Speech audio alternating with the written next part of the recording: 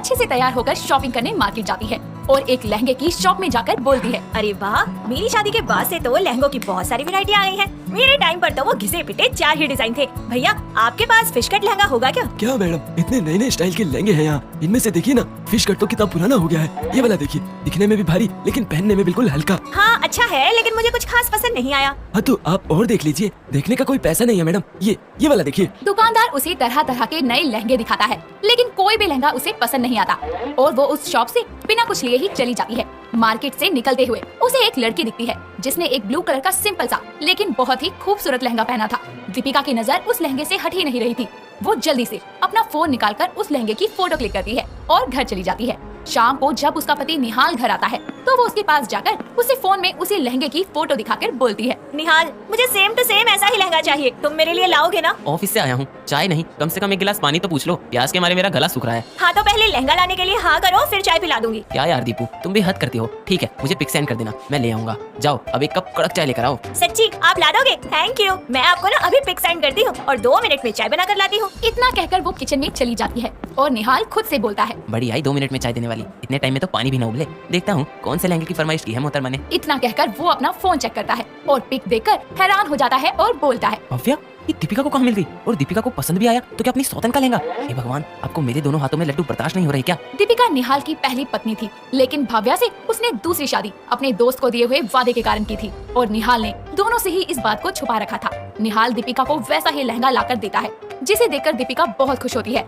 ऐसे ही एक दिन निहाल भव्या के पास जाकर बोलता है, भव्या, वो आज ऑफिस में एक जरूरी मीटिंग है तो मुझे आने में लेट हो जाएगा, इसीलिए नीता आंटी की पूजा में तुम अकेले ही चली जाना। निहाल, तुम ना एक काम करो, ऑफिस में रहकर बस अपनी मीटिंग ही अटेंड करते रहा करो, जैसे मीटिंग ना होकर मेरी सौतन हो गई हो। जब भी हमें कहीं जाना होता है तभी तुम्हारी मीटिंग आ जाती है। बेबी सॉरी ना, और मैं थोड़ी ना तुम्हारी सौतन, मतलब मीटिंग को ऐसे टाइम पर आने को कहता हूँ। चलो बहुत लेट हो गया, मैं निकलता हूँ। इतना कहकर वो चला जाता है और भव्या अपना उसी दिन वाला लहंगा डालकर तैयार होकर नीता आंटी के यहाँ पूजा में जाती है, जहाँ दीपिका भी निहाल का लाया हुआ लहंगा पहनकर आई होती है और भव्या को वहाँ देखती है। तभी दीपिका की सहेली दिव्या उसके पास आकर बोलती है, दीपिका, दीपिका, अरे भाई किसको देखे जा रही है तू, जो तुझे मेरी आवाज भी नहीं सुनाई दे रही? ओए दिव्या, एक बात बता, वो जो लड़की वहाँ लहंगे में खड़ी है वो तेरी कुछ लगती है क्या? वो ब्लू लहंगे वाली, वो तो भव्या है, आ मिलवाती हूँ तुझे। इतना बोलकर वो दीपिका को भव्या के पास लेकर जाती है और दोनों को एक दूसरे से मिलवाते हुए बोलती है, भव्या, ये मेरी फ्रेंड है दीपिका, और दीपिका यह है भव्या, मेरे पड़ोस में रहती है। हेलो दीपिका, तुमने तो बिल्कुल मेरे जैसा ही लहंगा पहन रखा है, कहाँ से मिला तुम्हें ये? लहंगा मुझे मेरे हस्बैंड ने दिया है। वो क्या है ना, एक दिन मैंने तुम्हें यही लहंगा पहने मार्केट में देखा था, तब मैंने तुम्हारे चुपके से फोटो क्लिक कर ली थी, फिर अपने हस्बैंड से मंगवा लिया। क्या बात है, ये लहंगा भी मुझे मेरे पति ने ही गिफ्ट किया था। वैसे तुम पर ये कलर अच्छा लग रहा है। तुम दोनों के कपड़ों की पसंद तो एक जैसी निकली। मैंने अभी ध्यान दिया कि तुम दोनों ने एक जैसे लहंगे पहने हुए हैं। चलो तुम दोनों बात करो, मैं माँ की कुछ हेल्प करके आती हूँ। जिसके बाद दिव्या वहाँ से चली जाती है और वो दोनों आपस में बातें करने लगती हैं। ऐसे ही समय बीतता है, धीरे धीरे दोनों एक दूसरे से बातें करने लगती हैं और साथ ही साथ अच्छी दोस्त भी बन जाती हैं। ऐसे ही एक दिन जब निहाल सोफे पर बैठा अखबार पढ़ रहा होता है तो दीपिका फोन पर बातें करते हुए बोलती है, हाँ यार, मैं बिल्कुल टाइम पर आऊंगी और फिर हम साथ में पार्लर जाएंगे, तू चिंता मत कर। Okay bye. किसके साथ जा रही हो अपना रूप निखारने? मेरी नई दोस्त है भव्या, उसके साथ। किसके साथ? भव्या, अरे हाँ, आप तो उसे जानते ही नहीं। कहीं ये तुम्हारी वो लहंगे की पिक वाली लड़की तो नहीं है ना? अरे यार, मैं भी ना कुछ भी बोलता हूँ, वो कैसे हो सकती है? तुम उसे जानती होती तो मुझसे लहंगा लाने की जगह तुम उसी से मंगवा लेती ना। बोल लिया फालतू, मतलब अपने यहाँ पे सारा अंदाजा लगा लेते हो और फिर नॉन स्टॉप बोलते रहते हो। मेरी भी बात सुन लिया करो, ये वही लहंगे वाली लड़की है जिसकी मैंने आपको फोटो भेजी थी। वो मुझे दिव्या के घर पर मिली थी, बस तब से हम दोनों के बीच में अच्छी दोस्ती हो गई। क्या वो तुम्हारी अच्छी दोस्त भी बन गई? तुम्हें नहीं लगता ऐसे किसी को अपना दोस्त बनाना ठीक नहीं है? तुम भी ना कुछ भी बोलते हो, पर इतना घबरा क्यों रहे हो? दोस्ती तो बनाई है, सौतन थोड़ी। इतना बोलकर वो अपने कमरे में चली जाती है और निहाल खुद से बोलता है, अब इस पागल को कैसे बताऊं कि जिसे अपनी दोस्त बना बैठी है वो सच में इसकी सौतन है। बेटा निहाल, इससे पहले इन दोनों की दोस्ती तुझ पर भारी पड़ जाए, कुछ तो करना ही पड़ेगा। दीपिका की ये बात सुनकर निहाल टेंशन में आ जाता है। ऐसे ही समय गुजरता है, दीपिका और भव्या साथ में ज्यादातर समय बिताने लगते हैं। ऐसे ही एक दिन दोनों मिलकर लहंगे की शॉपिंग करने जाती हैं और दोनों एक ही डिजाइन में अलग अलग लहंगा लेती हैं और घर जाकर उन्हें ट्राई करती हैं। तभी दीपिका देखती है कि उसका लहंगा साइड से फटा हुआ है, जिसके बाद वो लहंगे को पैक करके रख देती है और अगले दिन जब निहाल ऑफिस जा रहा होता है तो वो उसे रोककर बोलती है, सुनो, ऑफिस से आते वक्त ना ये लहंगा रिटर्न करवा देना, इसका दूसरा वाला पीस ले आना। यार दीपू, क्या है ये? कभी तुम्हारा लहंगा लेकर आओ, कभी लहंगा वापस करने जाओ। इस लहंगे के पीछे तुम मुझे कितना तंग करती हो। अब लहंगे में डिफेक्ट निकल गया है, मैं क्या करूँ? मैं खुद चली जाती, लेकिन घर पर इतने सारे काम है, वो कौन करेगा? इसलिए प्लीज तुम आते आते बदलवा लाना ना प्लीज। तुम भी ना लाओ, दो मुझे, बदलवा दूंगा मैं। बिल तो रख दिया है ना इसमें? हाँ, वो तो रखूंगी ही, उसके बिना काम कैसे होगा? इतना कहकर वो उसे लहंगे का थैला दे देती है और वो चला जाता है और जैसे ही भव्या के पास पहुंचता है तो भव्या भी उसे अपना लहंगा देकर यही बात बोलती है। जिसके बाद वो बोलता है, क्यों, अब तुम्हारे लहंगे में भी कुछ डिफेक्टेड है क्या? तुम्हें कैसे पता कि मेरे लहंगे में डिफेक्ट है? मैंने तो तुम्हें नहीं बताया अभी। वो भव्या, तुम भी ना। अरे तुमने कहा नहीं, पर मुझे समझ आ गया कि कोई डिफेक्ट होगा, तभी से रिटर्न करवाने को कह रही हो ना। हाँ ये तो है, लेकिन मेरे लहंगे में भी डिफेक्ट है, ये बोलने का क्या मतलब? और किसके लहंगे में डिफेक्ट निकल गया? किसी के भी तो नहीं। अच्छा मैं निकलता हूँ वरना देर हो जाएगी ऑफिस के लिए। इतना कहकर वो चला जाता है और भव्या सोच में पड़ जाती है। जिसके बाद दीपिका और भव्या एक दूसरे को कॉल करके लहंगा फटे होने की बात बताती है। शाम होती है और निहाल दोनों के लहंगे को बदलवाकर दूसरा पीस ले आता है और पहले वो भव्या के घर जाकर उसे लहंगा देता है और किसी काम का बहाना देकर दीपिका के पास जाता है और उसे लहंगा देते हुए बोलता है, ये लो मैडम, हो गया आपका काम। वैसे तो मैंने चेक कर ही लिया है, लेकिन तुम भी एक बार देख लो, कहीं फिर से डिफेक्टेड निकल गया तो तुम मुझे ही दौड़ाओगी। हाँ हाँ शांति रखो, देख रही हूँ अभी। जिसके बाद वो लहंगे को चेक करके बोलती है, अरे ये किस मोहतरमा का लहंगा उठा लाए? मेरा लहंगा पिंक कलर का था, ये तो कोई ग्रीन कलर का है। कहीं पिंक वाला मैं भव्या को तो नहीं दिया? क्या? किसको दिया है? और सेम डिजाइन में इस कलर का लहंगा तो भव्या ने लिया था। उसके बाद इतना कहते ही वो उसके हाथ से लहंगा लेकर बोलता है, लगता है दुकान वाले ने गलती से इस कलर का लहंगा दे दिया, मैं अभी तुम्हारा वाला लेकर आता हूँ। इतना कहकर वो भागते हुए घर से निकलता है और उसे ऐसे जल्दबाजी में जाते हुए देखकर दीपिका भी उसके पीछे जाती है। कुछ ही देर में वो भव्या के पास जाकर बोलता है, वो भव्या, तुम्हारा लहंगा ये रहा जो मैंने तुम्हें दिया था, वो वापस करो। हाँ मैं भी तुम्हें फोन करके यही कहने वाली थी। इतने में ही दीपिका भी वहाँ आकर बोलती है, अच्छा तो अब समझी कि लहंगे की अदला बदली कहाँ हो गई थी। निहाल, भव्या से तुम्हारा क्या रिश्ता है? मैं इनकी पत्नी हूँ। पर दीपिका तुम इस वक्त यहाँ क्या कर रही हो? मेरे पति यहाँ है तो मैं कहीं और कैसे हो सकती हूँ? जिसके बाद निहाल उन्हें सब कुछ बताता है और सच सुनकर दोनों हैरान हो जाती हैं और भव्या बोलती है, सच जानने के बाद मैं यहाँ एक पल भी रुकने वाली नहीं। अरे मुझे तो अपने आप पर गुस्सा आ रहा है कि शादी के बाद अगर मुझे कोई लहंगा पसंद आया तो वो भी अपने सौतन का, और आज उस लहंगे की वजह से ही मेरे सामने सारी सच्चाई आई है। इतना कहकर वो दोनों वहाँ से पैर पटकते हुए चली जाती हैं और निहाल दुखी होकर अपना सर पकड़ लेता है। निवेदिता एक बहुत ही सिंपल लड़की थी। उसकी उम्र 24 साल की थी और आज तक ना तो उसने कभी थ्रेडिंग करवाई थी और ना ही वैक्सिंग, जिसके कारण उसके फेस और बॉडी पर बहुत ही ज्यादा बाल थे। ऐसे ही एक दिन वो बहुत ही सुंदर सी ड्रेस पहनकर अपने कॉलेज जाती है।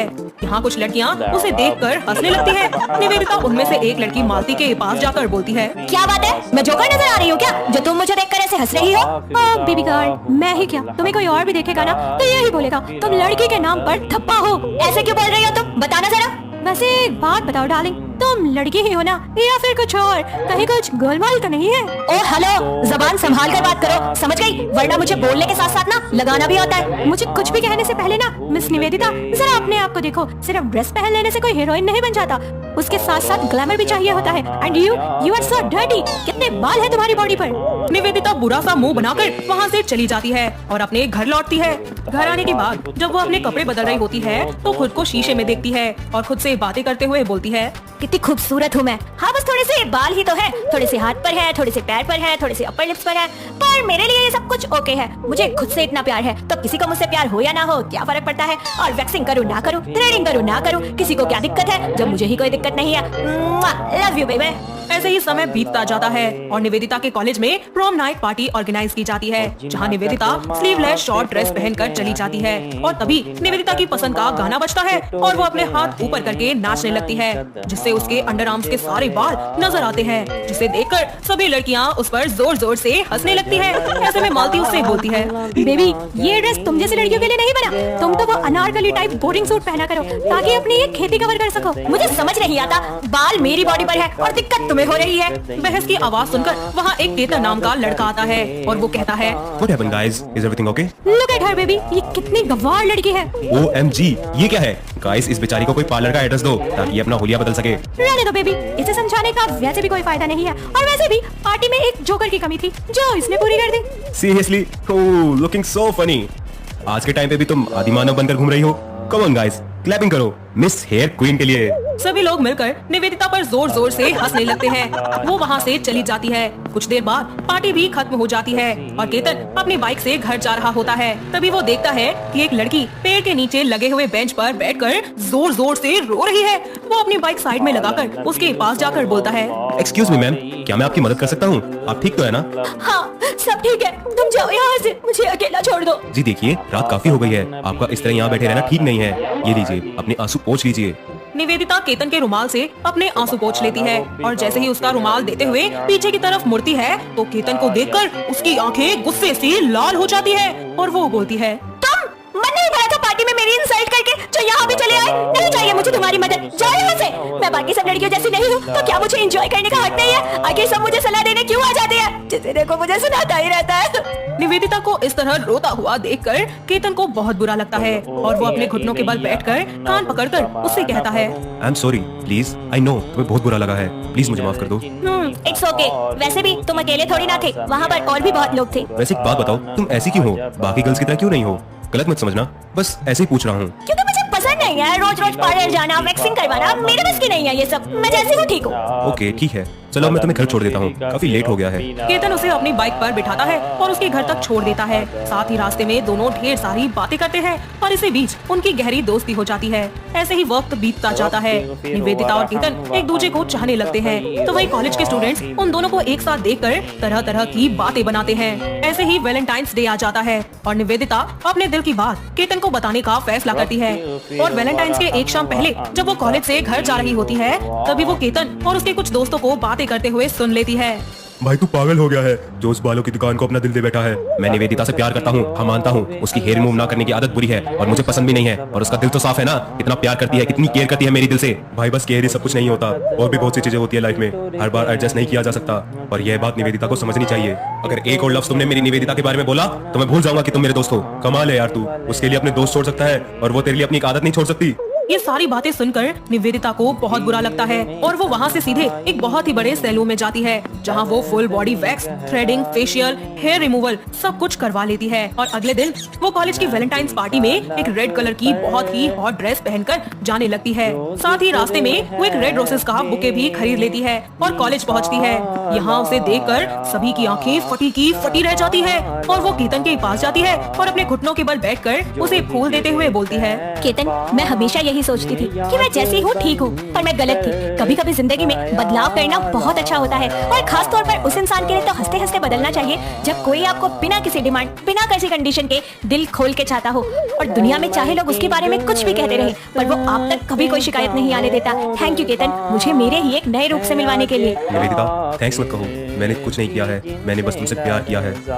मैंने भी तुमसे बहुत प्यार किया है केतन, और करती रहूंगी अपनी हर आखिरी सांस तक। I love you so much. I love you too मेरी जान, and you are looking so gorgeous today. Ketan अपनी जेब से रिंग निकालकर निवेदिता को पहना देता है और दोनों एक दूसरे को गले लगा लेते हैं। कुछ ही समय बाद दोनों अपने घर वालों को अपने इस रिश्ते के बारे में बताकर शादी करने का फैसला लेते हैं, जिसके बाद कुछ ही समय में वो दोनों बड़ी धूमधाम से एक दूसरे से शादी कर लेते हैं। शादी के बाद निवेदिता अपने ससुराल की सारी जिम्मेदारियां बहुत ही अच्छे से संभाल लेती है। इतना सब होने के बाद निवेदिता को वैक्सिंग का ऐसा शौक चढ़ता है कि वो खुद के साथ साथ केतन का भी वैक्सिंग और क्लीन अप करवाती रहती है। निवेदिता का ये बदला हुआ रूप देखकर केतन को बहुत अच्छा लगता है। वो दोनों अपनी शादीशुदा जिंदगी को खूब अच्छे तरीके से एंजॉय करते हैं और एक साथ खुशी